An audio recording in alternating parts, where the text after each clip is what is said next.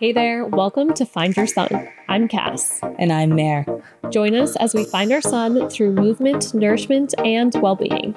Awakened through the power of play. Let's dive in. Welcome back, Sunseeker. Today I have a really special guest coming.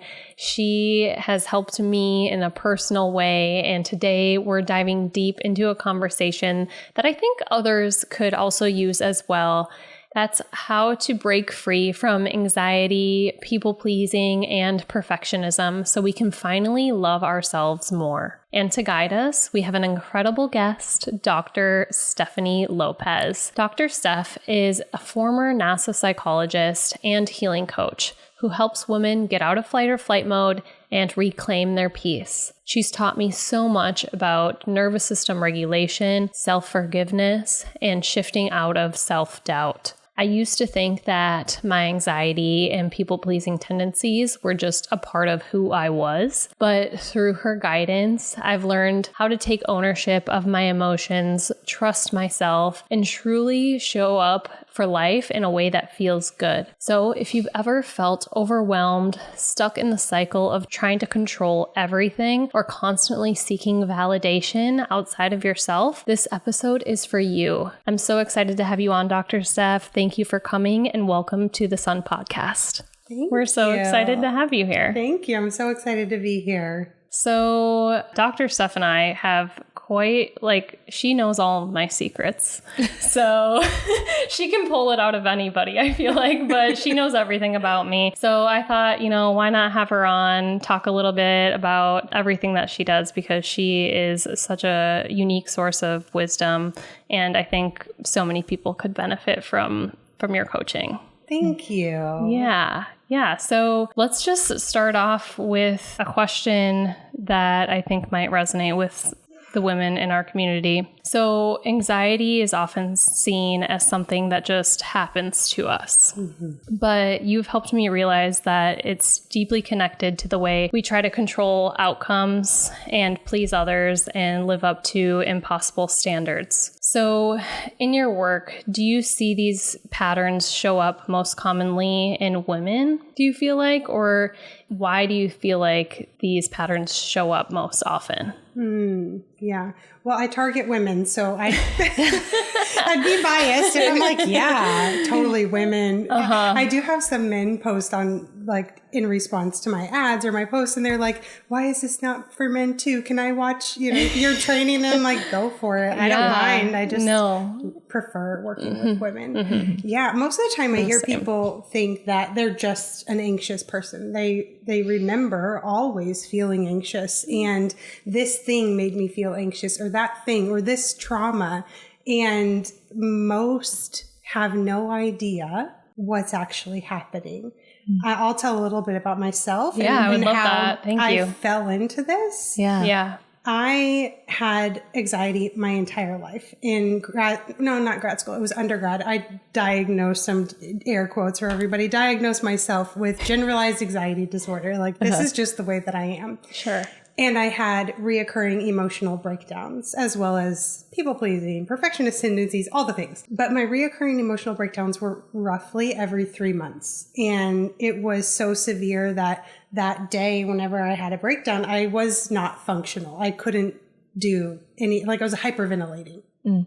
And at the time, I was working at NASA. I was 2013. I started February 2013 there, and I signed up for this 5-day workshop, which I heard various things about. And, it's the crying class. It's going to change your life. People get divorced after they do that. And I'm like, what the hell what kind of class is this? What is this? Wait, no, what kind of class is this? Well, okay. We'll keep going. Okay. Yeah. Sorry. You're like, wait a second. What is this? So I didn't know what to expect, but I went and I was like, I'm going to be open to whatever happens. And I walk into this white room where there's a circle of chairs and, AA vibes. Yeah. And I'm like, okay. Within the first hour, one of the facilitators said, every reaction that you have is always based on how you feel about yourself. And I took it literally. I'm a very literal person. So some people might gloss over that. Oh, that's a cute little metaphor. Oh, yeah, nice. And I thought, I don't feel good about myself at all, because I'm having a lot of really big reactions all the time, and worrying all the time, and feeling anxious, and what if. And I had just paid like $100,000 for my PhD, and I'm like, I don't know that I didn't pay for it, I had loans, but like, how am I ever going to pay this off? All this kind of, all kind of emotions. Anyway, so went through that experience, and by noon on day 1, I was like, I have to spread this to as many people as possible. Everyone has to know. And that is the foundation of everything I do. I never actually worked on my anxiety. I did the inner work starting with this 5 days, and it solved the anxiety issue. Really? Yes. So what did I do? A lot of things. A lot. Yeah. I mean, you had to go through a lot. Like, how did they pull this or how did they pull this out of you? Yeah. I will say, how did you pull it out of yourself? Because you are the one that's in control, right? You have to be the one that's like evaluating internally. And yeah. If I went into everything, we'd probably be here all day. But there's one thing that I want listeners to know. Anxiety is mismanagement of other emotions. So people want to solve the anxiety problem, and they use a number of different tools and strategies and this and that. And it's not even about the anxiety most of the time. It's about the other emotions. You trying to, and I'll speak for myself, me trying to control myself in the environment, and what reaction was okay for me to have, and what was okay for me to say, and what wasn't, and just suppression of everything. Think about it. If you have a beach ball and you're in a pool, and the beach ball represents all of the emotions, and you're just going like this, trying to shove it down, keep it down, like don't let it come above water. That's essentially control, suppression, avoidance. I'm not doing this. I don't want to feel this way. That's what people do every single day. So when that happens, it creates tension, which feels like anxiety. Or it can show up in other ways. Rumination, rage, physical pain.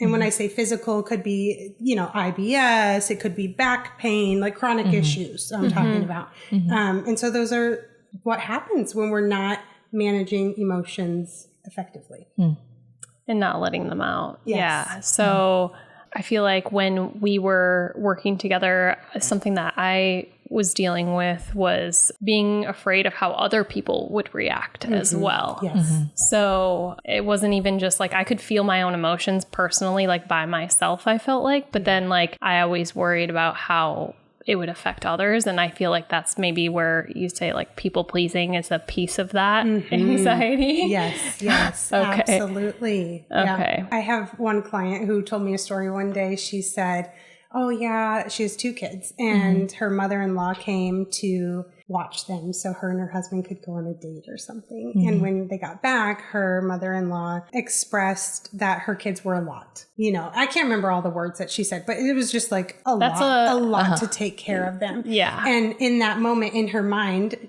she said to herself, she'll never watch them again. And so I want you to ask yourself the question, maybe you can't resonate with that particular example, but how often does somebody else's discomfort prevent you from showing up the way you want to show up, from asking for what you want to ask for, from doing the thing that you want to do? What if I get comfortable with you feeling whatever you're going to feel? And I could say to you, there's a story in my head right now that because of that, you don't want to watch them anymore. Is that true? And then I solved that problem. What if it's okay for people to feel what they're going to feel? Because you can't control what they're going to feel. No. And I can't change it either. And I can't make it right for them either. No. It's like we're all experiencing these emotions, and we're carrying them around. And a lot of the times, like, it makes us feel a certain way, or like judge ourselves because we think that someone else is judging us. And they might be. They might be. But if I think you're judging me, I'm judging me. Yeah. Like we judge ourselves the hardest. Yes. So it's so important to like understand. I think that we can have this balance with it. Like we evaluate ourselves because that's, I guess, keeping us in check on what we want the most out of life. But yeah, I have a particular thing that's coming to my mind, a situation that happened last year for me actually with a very close friend. And I essentially like lost my friend because I started doing this podcast. And that was like, I have a lot of judgment towards that right now because I feel like, oh, am I doing something wrong then? Like, am I like where I'm just trying to give to other people something special? Yeah. And for some reason, you don't ever know like how someone feels. And this is like a best friend. I'm sorry. Yeah. Life's weird like that, right? And you can't really make sense of it, but. Yeah. Brings me back to a moment when I first started my business. I shared with one of my friends who was not a best friend, but a close friend. And we don't talk anymore. And what I realized, we had talked a little bit, is she had very similar goals for herself. And so to see me actually pursuing them was too painful. It gave a rise. Yeah. And so I knew I don't need to take this personally. Like, it's just too painful for her and she's not ready to sit with that. Exactly. And that's okay too. And it's like, I love her so much, but I want to like, but I felt like there was a lesson in all of this and I needed to protect my space in a way. And whatever growth came out of it was going to be okay. Yeah. And I feel like I've had my own growth because I keep going. Like I can't just stop because someone feels a certain way. I want to share something special, you know? Yeah. Wow. I'm glad you shared that with us. Thank you. Yeah. Thank you for sharing yours. That wasn't even on my radar until you brought that up. And I was like, oh, wait, I had that experience. Yeah. Well, I think there's like this competitive nature that we can have with people that are similar to us. And it's hard not to just like focus on yourself. Because we all like, I feel like I just saw a podcast episode of yours where you're like seeking external validation and stuff. And you're like comparing yourself to others. And that kind of just leads me into one of the questions that I had for you is like, how do you suggest that people stop looking for that, seeking that external validation and help them try to find that validation within and that internal validation rather than trying to seek it elsewhere, like in social media or friends or whatever it may be. Yeah. It's not bad to want external validation, whether it's from your partner or a friend or whoever it may be. There's a line. It's the energy at which you're wanting it from. Like, it can get to the point where it's more than just, oh, I want this and I need it to feel okay about myself. I need it to feel worthy. I need it to feel good enough. And that's like the red flag that you've got to turn it inward. Giving yourself appreciation is a small part of what heals our insecurities. Okay. And so if you have, everyone to some extent has insecurities in 3 areas. Not feeling like they matter, not feeling capable enough, not feeling likable.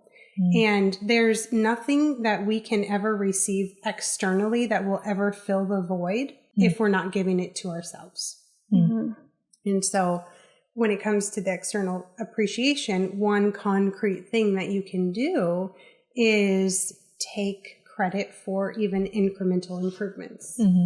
Or to notice, to say when you're proud of yourself. And so it could sound something like this. I'm proud of myself for catching myself after I agreed to do something and then saying, actually, let me think about this. Because in the past, I would have just told myself, well, you already said yes, so you have to do it.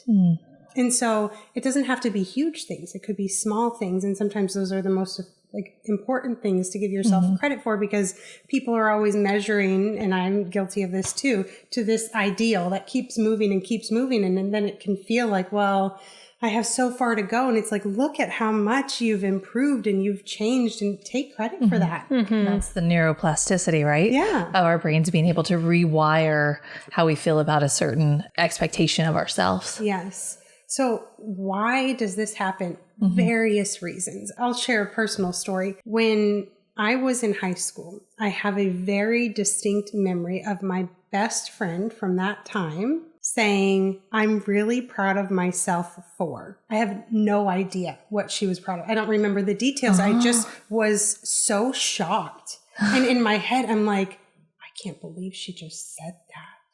Because I was told that's not okay. Yeah. You can't say that you're good at something. You can't talk about how you've gotten better. You can't say you can't take credit for things. Like, other people have to tell you. So now I got explicit messaging like that, and not everybody does, but most get implicit messaging that it's not okay to acknowledge what you're good at and what you're proud of yourself for. Yeah, I feel like that's definitely a takeaway that I had from doing one of your retreats. And I think it is hard when you grow up that way to, and I can't remember if it came from my parents or just from society. But I was like, oh, dang. And that's something that we've kind of like reintroduced into the podcast as well. It's just like, especially when New Year's came around, like giving yourself credit for how you've grown within the year, you know, like it is small changes a lot of times. And so they are harder to see, but just making note of them does really help. Like, it's helped us, I feel like, even move forward. You know, continue growing. So, thank you for that. And then like not having that idea of like we've talked a lot about like being perfect is overrated. And this idea of perfection, it's only yours. Like no one else. Your perfect is not my perfect. No. Like there were two totally different ideas of perfect. Yeah. So like even if you were to judge like my perfect, like it's not even perfect. No. So like it just doesn't even exist. Yeah. But society makes us feel that it exists. Our relationships make us feel that it exists, but it just doesn't. We're all here on this path, and like we're all figuring it out on our own. And it's, I think, understanding that and like accepting that idea is really powerful and freeing. And so I think that that's another thing. I'm sure a lot of like our audience are thinking about this because they're high achievers or they struggle to let go of like that need to be perfect in every area of our lives. So how do you think that we can do that? How do you think that we can learn to let go of that feeling? First thing that comes to mind is make it okay to make mistakes. Another personal story. They're just coming through today. We love this stories. Is about, right? Yeah. I was in grad school and we had to read so many peer-reviewed articles, you know, journals, whatever. All kinds. Just ungodly number. Every week, like 3 or 4, right? More. You had more? More. Okay, that's crazy. It was so intense. I'm like, I don't get this. Anyways, there was one that was about making mistakes. And I wish I could remember who the author was, what the title was, but all I remember is the takeaway was like, you should actually try to make mistakes. And I just could not. Yeah. My jaw was like on the floor, like I feel like I've been lied to my entire life. Like, what is this? I have worked really hard to avoid making mistakes. Yeah. For real. Like real hard. Yeah. Oh yeah.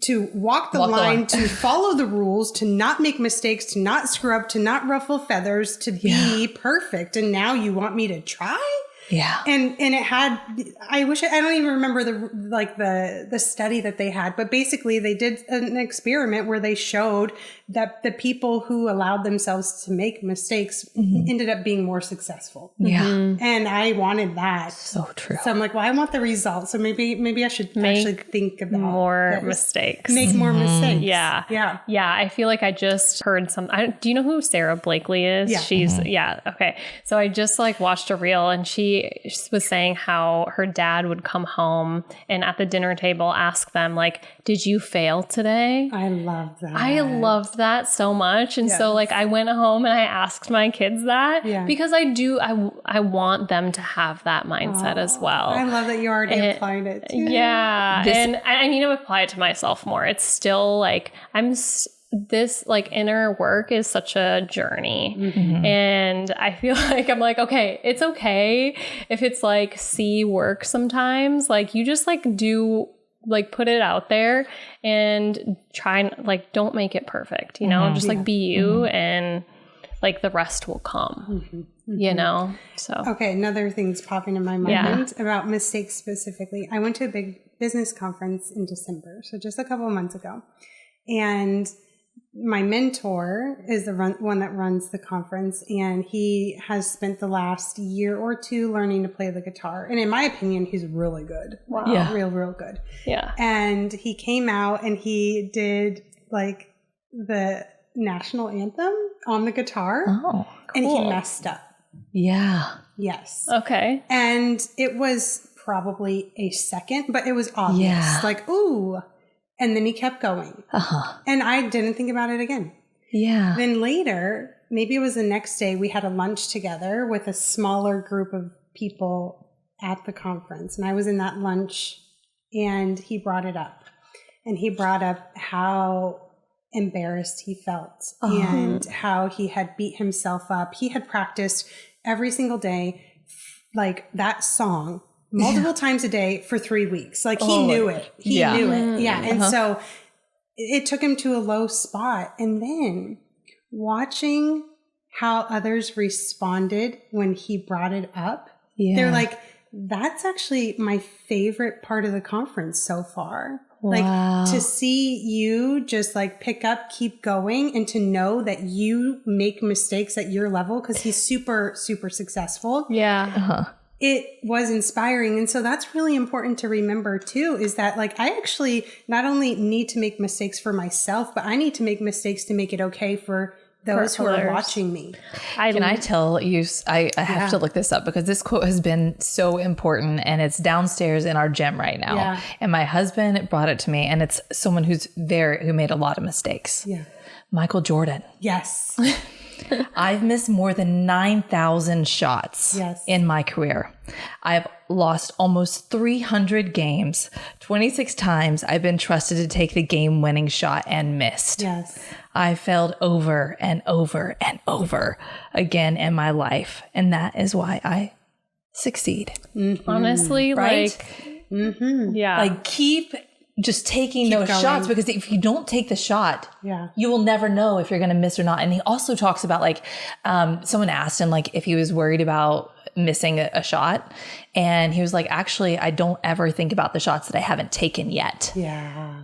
Yeah. Because it's not about the shot I'm going to take 10 years from now. It's about taking the shot that I'm taking right now. Right now. Yeah. And this can tie to insecurities as well, because if I have an insecurity that I'm not competent enough or not capable enough, that stops a lot of people.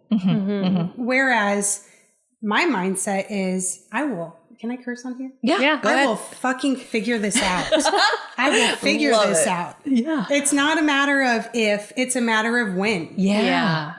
Yeah, I love that. And, you know, when I was talking to my kids, and I feel like my son has said this a couple times, and he was like, you don't make mistakes ever, Mom. And I was like, what? Yeah, I do. And so I even thought like, okay, like next time you make a mistake, like point it out to him. And so like even yesterday, I just like went to the wrong drop-off line, just random. And so I just like walked over to the door, and I was like, yeah, I had a brain fart and I went to the wrong pickup line. See, I make mistakes too. You know, even just small things like that. Small things. Now my girls all the time, they're almost 5 and 7, and they'll say at least weekly, well, I made a mistake, but everybody makes mistakes, so that's okay. Because I don't want them to have the same struggles that I did. No. Yeah. Right. Exactly. Huh. I love that. You really have to like sit in that, because that perfection, that level of like, I feel like it's like almost like protective sometimes, especially as a mom. Yeah. Like we feel like if things aren't running smoothly, perfectly, then everything's going to fall apart. So how do you deal with that with your kids? That level of like, you want to protect them, Yeah, I have this mindset. If you have like a specific question, you can ask. But my general mindset is if I'm showing up perfectly, I'm doing them a disservice because they're going to go out into the world and it's not going to be perfect. Nothing is. It's not going to be anything like, always doing the right thing and following the rules and this and that. And then they won't be prepared. So I am preparing them by letting them see me make mistakes, by me mess up and repair, by me not having everything together. That's going to serve them far better. Yeah, you actually just hit the nail on the head because I was thinking for a second that I wasn't, but no, like that is when my husband and I have an argument. Yes. Like we argue about it. Like they are allowed to see us having this moment because they need to see us resolve it too. Yes. And that's because I never saw my parents argue once, but they had, I won't talk about them too much, but they had their stuff. And all of a sudden, like I realized that the world wasn't perfect. And that was earth shattering at a much older age. Yeah. Like I think it's so important that they have those tools to know how to resolve them. Yes. Yep. Yeah, because if they don't see it modeled for them, then they're not going to have the tools themselves. Yeah. I saw the fights. I didn't see the repair. You didn't? No. Yeah. And that matters. Oh, yeah. Us doing it with our partner, but us also doing it with our children. And always repairing with a high level of self-accountability. Yes. Yeah. Always taking ownership. Yes. And going and to apologize and having this reflective moment. I think it's very important. Never you made me feel. Yeah. You made me do that. Yeah. Or even subtle inferences to that. Or if you do, then take ownership for that as well. Like, I realize I blamed you and that's not what I want to do. Yeah. Yeah. Could you speak more about that? Because I know you talk about that a lot in your workshop as well. Like dive a little bit deeper. Sure. Do you have a specific thing coming up? Just like you make me feel like, I feel like a lot of people, and I do this too. Like I have been like, oh, you made me feel this way because you did this or something, like how do you get out of that mindset and really take ownership of that, because I know we can say that, but then how do you actually do it? Well, you've been to one of the retreats. I do. So this, I give people an experience when they come in person so that they don't just learn it cognitively, but they learn it in their whole body. And in about 27 seconds, I show people how many choices they are making in not even a minute. And it's about 50 in this exercise. And so once people have the experience of, oh, shit, I didn't recognize any of that as a choice. I thought it just happened. Then it's where else in your life are you showing up this way? And once you begin, and this can take more than one. So I find that when my clients come to more than one retreat, it just goes deeper and embeds more into the way that they show up and lots of value there. But once you see, wait a second, what if, and I'm not saying that this is correct. I'm not saying we can prove it, but what if I choose everything? That is going to get me a lot further in life if I take on the mindset I choose everything than if I think I choose none of it or some of it. Because if I think you make me feel, then you will always be able to make me feel. And you're giving your power away. Exactly. Yeah. But if I take on the mindset, what if I choose all of it? My brain will look for ways to solve the problems. If I think I don't, it won't look for solutions.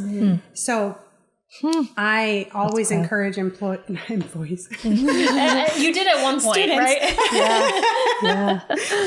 I do encourage my own employees to this too, but they're all working. Yeah. They're working towards something. Yes. And you're coaching them. It's like you're a big mentor, I always encourage clients to take on that high level of self-accountability. So it could be, you can still have a conversation with somebody where something that they did ended up happening before you had a reaction. So when this happened, when you left the lunchbox, why is that in my head? On the counter again, I noticed that I felt XYZ. And so you're still acknowledging there's a behavior and there's a feeling, but it's taking ownership of that. Not like you made me feel like that, but I noticed that this happened for me. And then I still have control and choice to change that experience. So I think on a grander scale too, when people say like, oh, my life is like this because of somebody else or because of these certain external circumstances, I think that mindset can start to create action. Like if you're able to shift the mindset to create action for yourself and give yourself power back and saying like, oh, that wasn't actually because of them or because of this external circumstance. It's because I'm choosing to stay in it. Yes. You know? Yes. Mm-hmm. Yeah. Like I guess I think of one of my siblings and like, I feel like there's a lot of self-doubt and negativity, and it's always, he's the victim in a way. And so you can see yourself as a victim, or you can choose to like step out of that box and decide to choose for yourself. Yeah. Empower yourself. Yeah. Which, that's talking bravery. Like, how do we tap into that like brave side of us, right? Like, what are some of the questions or exercises you use to help women reconnect with like their own inner strength? Yeah. Yeah. Okay. I feel like I want to say one other thing about self-accountability. I just want to note that the vast majority of people don't ever learn self-accountability or choice or anything like that. So if you're listening and you're like, what the heck? I choose all of it. And you're just sitting there like in shock. I have no idea what happened after she said that. Let that be okay too. And I want to share another story where this is one of the first times that it clicked for me. And then I actually want to share a moment where it really clicked.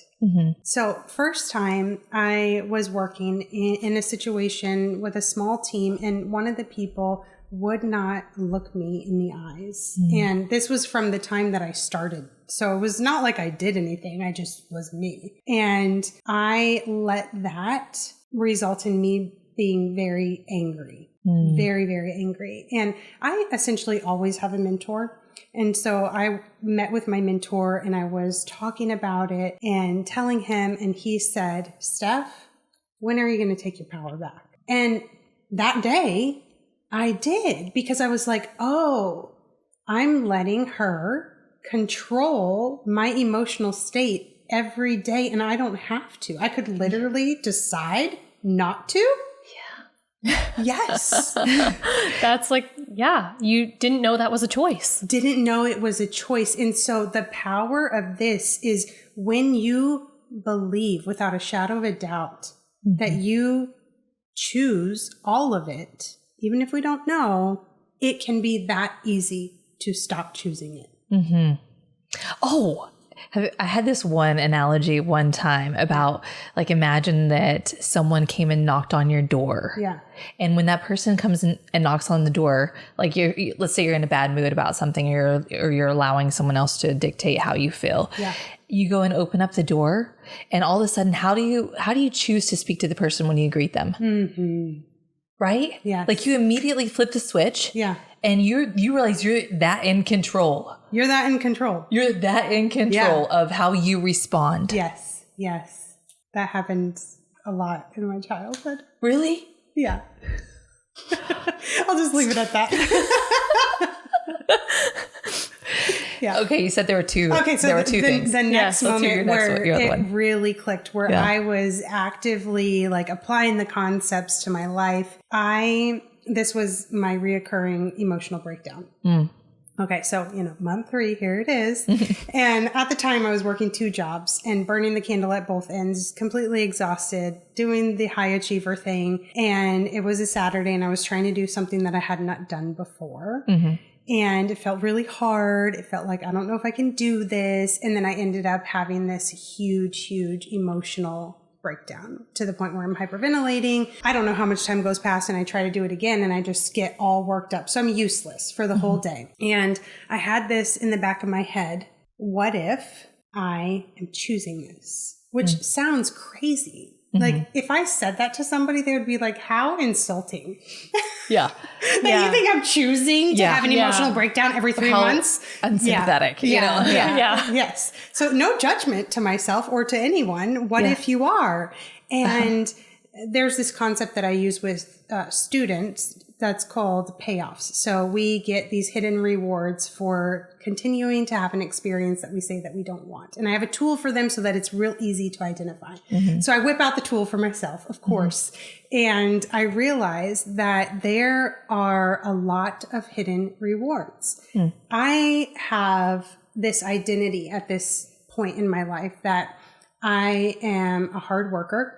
I'm responsible. I do what I say I'm going to do, all that kind of stuff.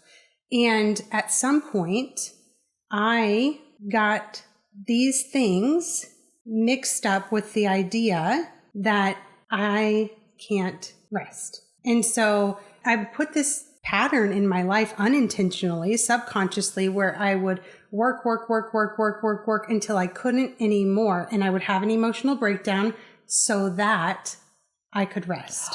No one could question that I was a hard worker. No one could question that I was responsible, that I had, would do what I say I was going to do, all these things. And then this happens and it's not my fault. I have to rest. Yes. So if I show up with high self-accountability and I take breaks and allow myself to do that before my body says, hello, what are you doing? I've never had this pattern of reoccurring emotional breakdown since then. That was 2014. Wow. That's the power of choice. It totally is the power of choice. And I mean, I remember, I was in a group with Dr. Steph's community, and it is really powerful having that group, because there's so many things I feel like that you can resonate with people or learn from other people. And I know, I won't say her name, but one of your clients, she was saying kind of like the same thing you were, but she was like making herself sick in a way. She was like, oh, I'm getting sick like every, like, I can't remember the frequency, like maybe 2 months or something. And she was like, yeah, it's because like I was go. And then I would like I would physically get sick, like almost like choose to get sick so I could rest. I was like, oh my God, wow. That we do have so much power. We've talked a lot about like the dis-ease, and that dis-ease in the body is all created. I mean, a lot of it can happen right here in the mind. The chronic back issues and chronic, all the chronic problems, illnesses. It's suppression of emotions. Have you ever read Louise Hay? Oh, yeah. Okay, you have. Anytime I do mind-body connection, I'm pulling out my Louise Hay book. I'm like, all right, does this resonate? Yeah, okay. That's good. She was on it, on point. I love her. I can't say like I agree with everything, but like definitely, like I do think that there's still like acute illnesses that just like happen. Like you can't. Like we're talking about chronic. But yes, chronic. Yeah. So autoimmune stuff. Yes. I totally agree there. Bravery. I didn't forget. Okay. Yes. So Brave is the name of my company. Tell us about what you do. Brave Method, and everything's Brave branded. So Bravecation is my 5-day retreat. Brave Academy is my group program. And I used to feel broken, and doing the inner work got me to the place where I just feel brave all the time. Not every single moment. When you brand yourself as brave, that is your mantra. That is it. It is something you think about all the time. So that word is so deeply ingrained into your psyche and your subconscious, and everything that you do. Guess what? You're probably really fucking brave. My husband, he actually helped me come up with the name. Did he? I went through, goodness gracious, I think 30 words trying to figure it out. And I'm like, nothing feels right. And then he was like, what about brave? I was like, this was like a week or two long process. And I was like, that's it.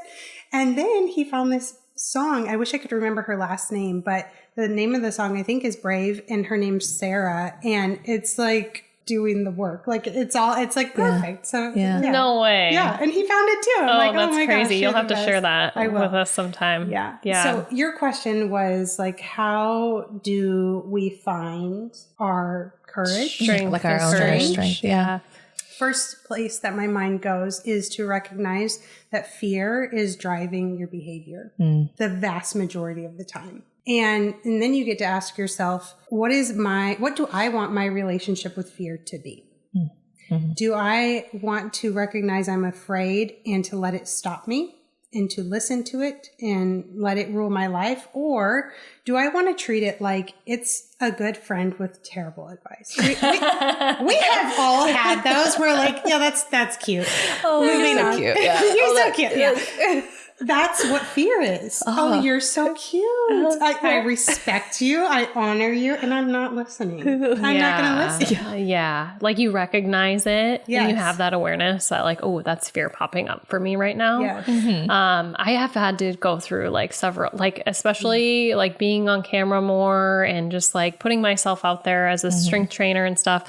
I don't mean to make this about me, by the way. I'm sorry. Do it. Yeah. But like, but I feel like I definitely have to like acknowledge those times where I have that mindset, like of that fear pops up for me and I'll sometimes like let it stop me. And then I'll be like, no, stop. Like, okay, you don't let that stop you. Just like keep moving forward. Like you are powerful. You're strong. Like, you know, everything that you need to know. Like you are capable of and worthy of being a strength coach and like doing this podcast and stuff, even though like sometimes fear makes me not feel like that, you know, like I'm not always brave, but like when I do overcome those things, it feels so great and empowering, you know? Watching you over the last couple years has been incredible. Aww. Just seeing all of the shifts, the goals that you had, meeting those, exceeding those, listening to the advice, the coaching, where I'm like, okay, come on, Cassie. I was ready for it. Yes. I'm still like, I want to go do another one because I feel like I'll just be like that much better.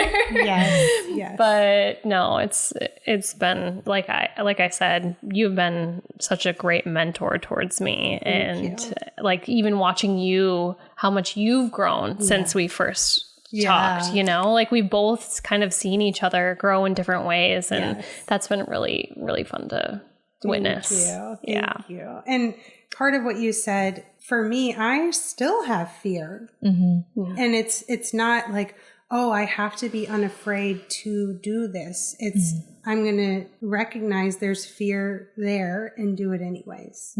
Yeah. Like something that I've been wanting to do is just like get out and like speak about how important I feel like strength training is for women and how it can even like not just physically, but like mentally help make you stronger and get over like those mental barriers and work through your emotions. Like I just feel like there's so many tools within it and just like talking about that with other people. And like, I know in public speaking, for me, it's just something that's been really hard, especially like a live presentation or something.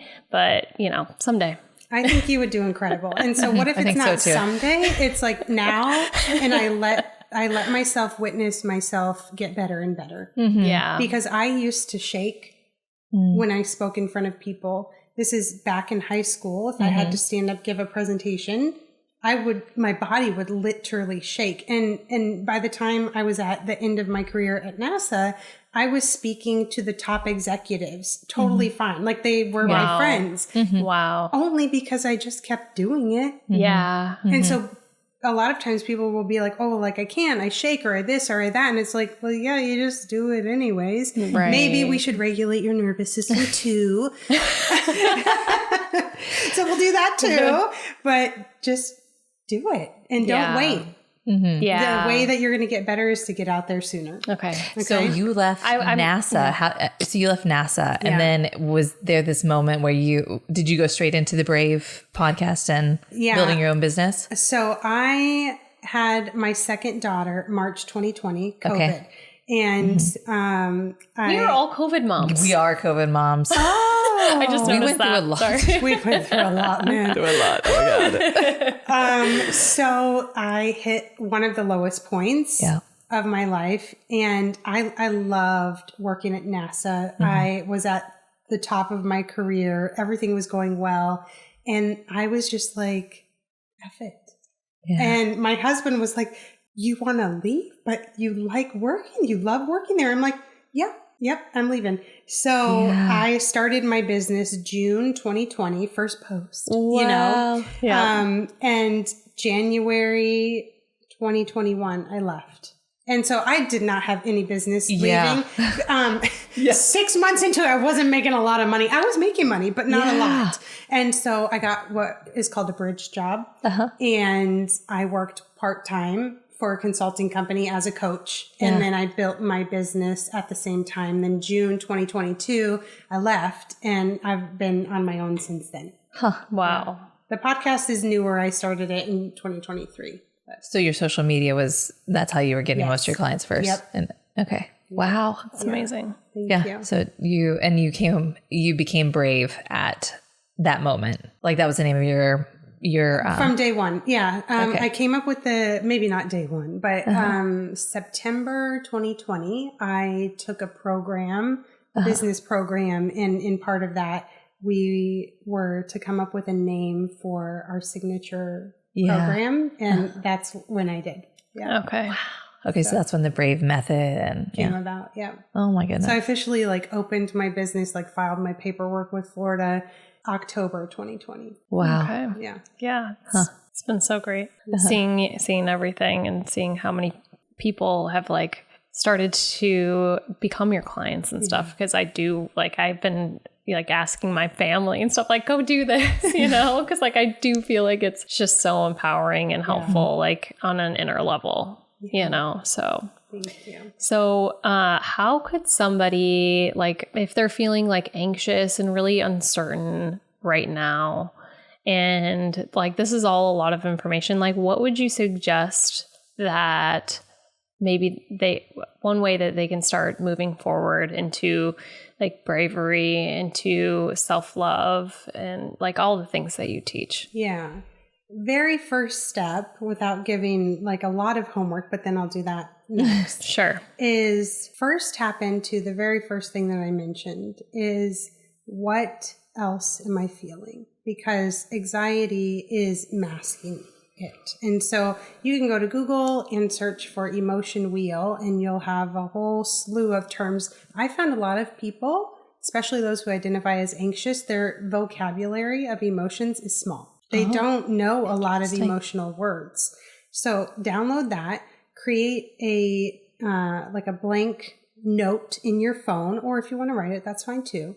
And every single time that you feel anxious, pull out the emotion wheel and ask yourself, what else am I feeling? And you'll notice it's a very wide variety of things. And so that alone will be data, because we are going to address the granular emotion differently than we would anxiety. So if I feel anxious because I feel actually what's underneath it is overwhelmed, and later I'm feeling anxious and I feel inadequate, and later I feel anxious and I feel unlikable, we're going to do very different things there than if we just looked at anxiety. Yeah. So what you're saying is anxiety is more of a feeling and not an emotion. I don't know if you can separate those two, but you're just kind of saying anxiety isn't really an emotion. Right.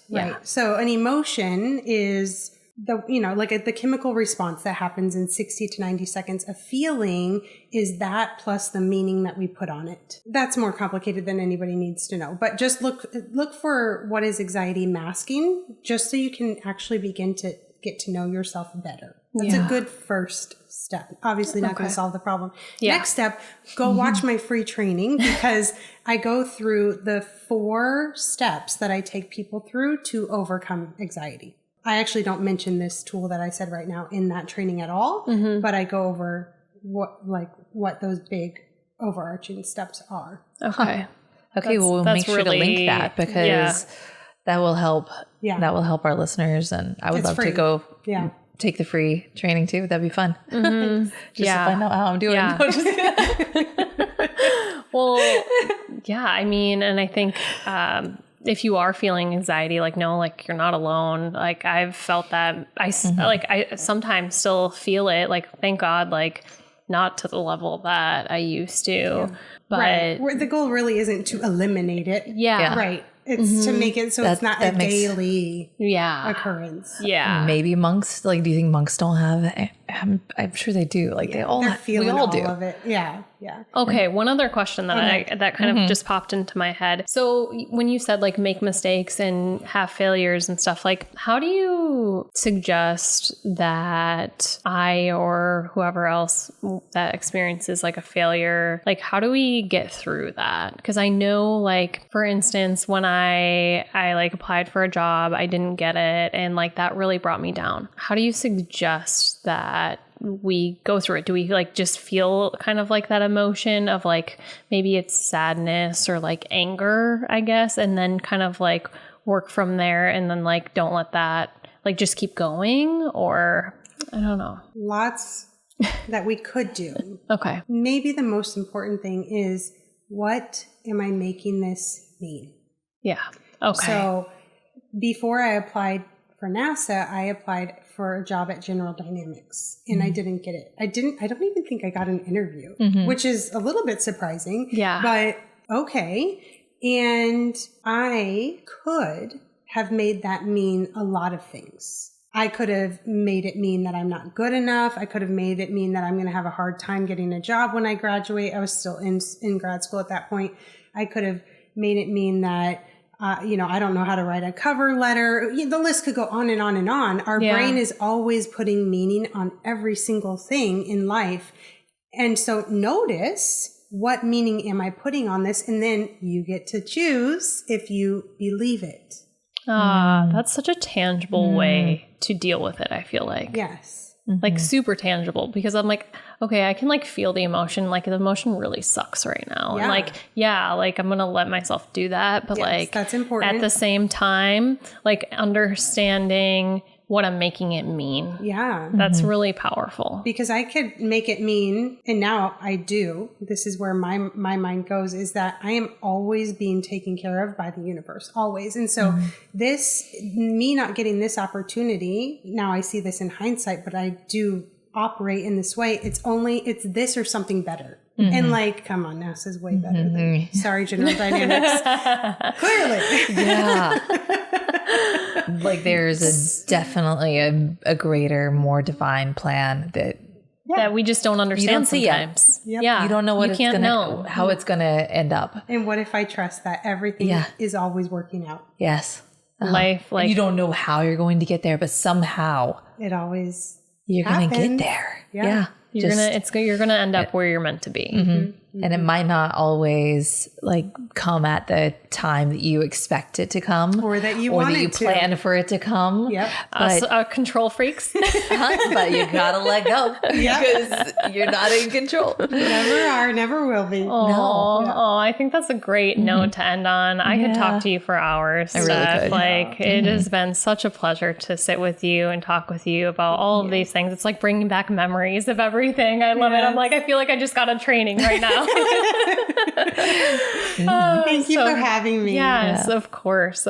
So like Steph said, she has an incredible free training where she walks you through the 4 key steps to breaking free from anxiety for good. We'll make sure to link that in the show notes, so be sure to check that out. As always, thank you for spending this time with us. If this episode resonated with you, share it with a friend who needs to hear it. And don't forget to subscribe so you never miss an episode. Until next time, Sunseekers, keep playing, keep growing, and keep finding your light.